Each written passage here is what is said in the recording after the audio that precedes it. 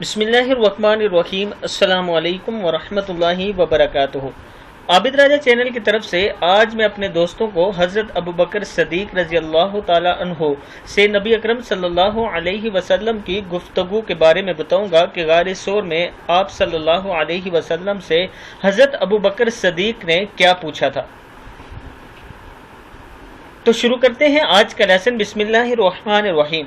حضرت ابوبکر صدیق رضی اللہ تعالیٰ عنہ نے بیان کیا کہ جب ہم غار ثور میں چھپے تھے تو میں نے رسول اللہ صلی اللہ علیہ وسلم سے عرض کی کہ اگر مشرکین کے کسی آدمی نے اپنے قدموں پر نظر ڈالی تو وہ ضرور ہم کو دیکھ لیں گے۔ اس پر آپ صلی اللہ علیہ وسلم نے فرمایا، اے ابوبکر، ان دو کا کوئی کیا بگاڑ سکتا ہے جن کے ساتھ تیسرا اللہ تعالیٰ ہے۔ صحیح بخاری کی ہے کہ نبی اکرم صلی اللہ علیہ وسلم نے فرمایا، ان دو کا کوئی کیا بگاڑ سکتا ہے جن کے ساتھ تیسرا اللہ ہے۔